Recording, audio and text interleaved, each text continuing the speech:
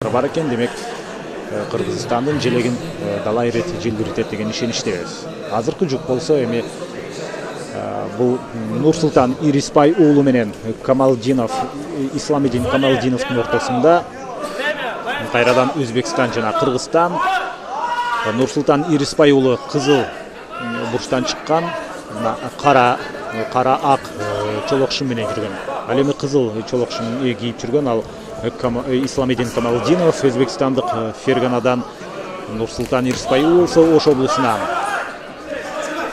Эки мушкер тең активдүү, булардын салмак чейин бирдиги 80 килограмм, бойлорунун узундугу 180дин тегерегинде. Албетте ал тууралуу азыр кененирээк айтпабыз. Ал учурда ошентип эки мушкер тең бири-бирин качырып, кирип барып, кармашып калганга аргас болду. Жана Нурсултан Ирисбай уулу Өзбекстандыктын азыр үстүндө. Нурсултан 1994-жылы төрөлгөн. Исламидин Өзбекстандык мушкерге караганда, Исламидинге караганда 4 жашка кичүү, бою 1,77 сантиметр. Бөрү деген кайманаттын ээси Нурсултан Ирисбай уулу мына азыр атаандаштын үстүндө. Веб Selection турниринде жеңүүчү аталган.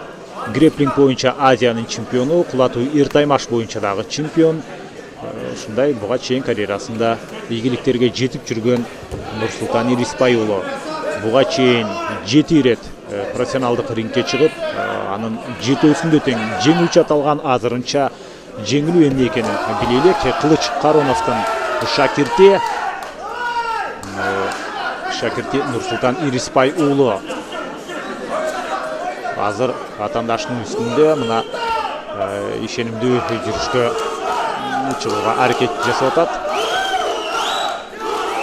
Нурсултан деп көрөрмандардын колдоосу бизге чейин угулууда.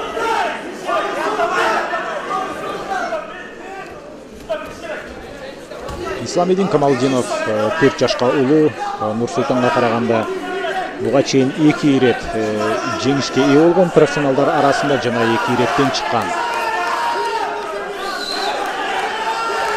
Мына азыр сериялуу соккулар ушул жерден ишке ашып баштады.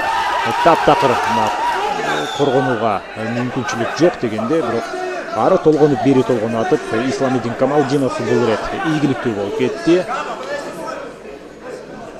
Жана бул жерде эмне болду? Эреже бузуу болду окшойт, ошондуктан токтотуп туруп кайрадан беттешти улантты. Дал ушул абалда сокку уламдан улам иш жүзүнө ашып атат. Калыс беттешти токтотконго аргасыз. Анткени Нурсултан чабуулун токтотчу түрү жок болчу. Нурсултан Ирисбай уулунун жеңиши менен куттуктайбыз азамат. Таптакыр мүмкүнчүлүк берген жок Исламидин Камалдиновго.